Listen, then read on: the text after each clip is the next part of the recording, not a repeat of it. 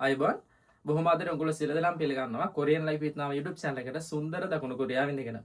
ඉතින් ලක්ෂ 20කට කොහොමද කොරියානු සේවා ගිවිසුමක් ගෙන්න ගන්නෙ? ලක්ෂ 20ක් දුන්නාම පුළුවන් ද කොරියානු සේවා ගිවිසුමක් ගෙන්න ගන්න? කවුද මේකට කියන්නේ? කවුද මේකට වග කියන්නේ? කවුද මේ සඳහා ඉදිරිපත් වෙලා තියෙන්නේ? මෙහෙම ඇග්‍රීමන්ට් ගෙන්න ගත්ත අය ඉන්නවද? එහෙම ක්‍රමවේදයක් තියෙනවද? ඉතින් මෙන්න මේ වගේ ප්‍රශ්න කීපයක් මේ දවස් ටිකේ මට මෙසේජ් දාලා තියෙනවා. මොකද්ද මේ කැක්ටක්ද? මේ සේවා ගිවිසුම් ලබා දෙනවද? ගන්න පුළුවන්ද කියන කාරණය. මම බොහොම වකීමෙන් කියනවා මම දැනුවත් මේ වීඩියෝ කරන මොහොත වෙද්දිත් එහෙම කිසිම ක්‍රමවේදයක් නැහැ. බොහොම පැහැදිලිව ඔයගොල්ලන්ට දැනුවත් කරන කාරණා කීපයක් තියෙනවා. ඉතින් අපි කොරියාවේ වැඩ කරන අය විදියට කොරියානු කම්පැනි කොහොමද වැඩ වෙන විදිය ඔයගොල්ලෝ අනිවාර්යයෙන් දැනුවත් ඇති කොරියාව වැඩ කරන අයගෙන් අහලා. ඒ වගේම අපි අපේ තියෙන දැනුම අනුව ඔයගොල්ලන්ට කියන්න තියෙන්නේ එහෙම කිසිම ක්‍රමවේදයක් නැහැ. මොකද අපි ඇවිල්ලා කොරියාවට එන්නේ E9 වීසා එක යටතේ. ඒ කියන්නේ අපි සාමාන්‍ය කම්කරු විදියට තමයි කොරියාවට එන්නේ. එතකොට කොරියාවේ අපේ කම්පැනිලා සජන් නිම්ලට අපි අපේ සහෝදරයා එයාට කවුද ඉගෙන කදාලා නැහැ. ඒ වගේම මගේ පුතා වෙන්න පුළුවන්. එහෙම නැත්නම් ඥාති කවුරුරි සහෝදරයෙක් වෙන්න පුළුවන්. ඒවා ඒගොල්ලන්ට අදාළ නැහැ. කොරියාවේ සජන් නිම්ලට අපි කම්කරු විතරයි. ඒ හින්දා විශේෂයක් කරලා කවුරුත් මේ ලක්ෂ 20ක් හෝ යාසන මුදලක් හෝ ඊට වඩා මුදලක් ගෙවලා කොරියාවට ගෙන්න ගන්න කිසිම අවශ්‍යතාවයක් නැහැ.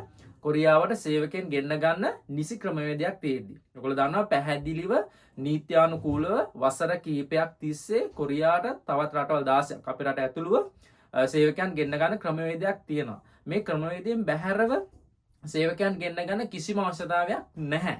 ඉතින් කොහොමද ලංකාවේ විතරක් මෙහෙම ලක්ෂ ගණන් දීලා ගෙන්නනවා කියලා කියන්නේ? ඔයගොල්ලෝ දන්නවා පහුගිය කාලෙත් E8 වීසා එක ගොඩ දෙනෙක් මුදල් වංචාවලට අහු වුණා. ඉතින් ඔයගොල්ලෝ අනිත් එක තමයි ලාංකික සමාජය කොරියාවට එන ගොඩ දෙනෙක් බහුලවම උනන්දු වෙනවා. ඉතින් මේකත් එක්ක එක එක විදිහට මුට්ටිය දාලා බලන කොහොමද සල්ලි අපි කඩාගන්නේ කියලා. ඉතින් ලක්ෂ 20ක් දෙන්න පුළුවන් කමක් තියෙන මිනිස්සේ කොරියාවට යන්න උත්සාහ කරන්නේ නැහැ. ඒ හින්දා බොහොම පැහැදිලිව කියනවා කොරියාවට එන තියෙන ක්‍රමවේද ඔයගොල්ලෝ දාන විභාග ලියන්න ඕන, කුසලතා පරීක්ෂණ තියෙනවා, මෙඩිකල් තියෙනවා, පොලිස් රිපෝට් තියෙනවා. මේ සියල්ල සමත් වෙලා වෙබ් එකට වැටෙන්න ඕනේ. ඊට පස්සේ කොරියාවේ සජන්නිම් කෙනෙක් ඇවිල්ලා ඒගොල්ලෝ කැමති කෙනෙක් තෝරගෙන එවනවා මිසක් අපි ගිහිල්ලා අපට කැමති කෙනා තෝරනවා නෙමෙයි. මෙහෙම අවස්ථා සමහර අවස්ථා තියෙනවා.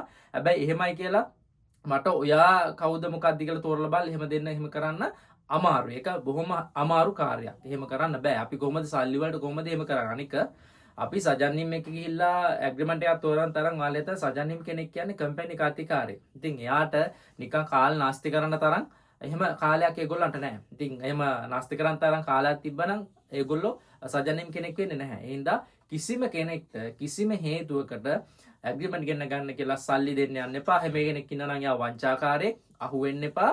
අනිත් දේ තමයි ඔය කියන විදියට දේශපාලන තෙපවීමක් හෝ වෙනත් ක්‍රමයකින් මේක කරන්න පුළුවන් කියලා සමාජ මතයක් ගොඩනගලා ඔයගොල්ලන්ගෙන් සල්ලි ගන්න හදන වගේම මේ වගේ මතයක් ගියාට පස්සේ දවසක වෙන්නේ මේක නීත්‍යානුකූලව මෙච්චර කල් ලස්සනට ආව ක්‍රමවේදයක් කිසිම කෙනෙකුට උස් පහත් ભેදයක් ජනාධිපති පුතාවත් දුකී පල්පතේ ඉන්න මිනිස්සයාවත් එකම ක්‍රමවේදයට තමයි ආවේ එකම විදියට කාටවත් උස් පහත් ભેදයක් තිබෙන්නේ නැහැ. ඒ හින්දා මේ ක්‍රමේ වෙනස් කරගන්න දඟලන්න කිසි කෙනෙක් හදන්න යන්න එපා. ඒකෙන් අවාසි වෙන්නේ ඔබටමයි. ඒ හින්දා බොහොම පැහැදිලිව කිසිම දේශපාලන හෝ වෙනත් බලගතු අතපෙවීමකින් තොරව බොහොම පැහැදිලිව ලස්සනට මේ ක්‍රමවේදය ගලාගෙන ආවා. මහන්සිය උනන්දු උත්සාහය කැපවීම සහ යම්තා දුරකට වාසනාව කියන කාරණේ බලපාන ඇග්‍රීමන්ට් එකක් එද්දී ඔය කියන කාරණා එක්ක මේ ක්‍රමවේද ගලාගෙන ආවා සහ ගලාගෙන යමින් පවතිනවා. මෙතනින් එහා ක්‍රමවේදයක් නැහැ. කිසිම කෙනෙක් කිසිම මොහොතක මුදල් දෙන්න යන්න එපා. ඒ වගේම හදිසියට මුදල් හම්බ කරන්න යන්න එපා. අපට මුදල් හදිසි වුණා කියලා අපේ හිණ අපේට ඉක්මනට ගොඩ දා ගන්න ඕන කියලා කෙටි ක්‍රම හොයන්න යන්න එපා. කෙටි ක්‍රම වලින් සමහරට ඉක්මනට ලොකු දුරක් යන්න පුළුවන්. ඒ වගේම මේ කෙටි ක්‍රමේ නිසාම ඉක්මනට ගියට වඩා ඉක්මනට කඩාගෙන වැටෙන්නත් පුළුවන්. ඒ හින්දා කෙටි ක්‍රම හොයන්න එපා.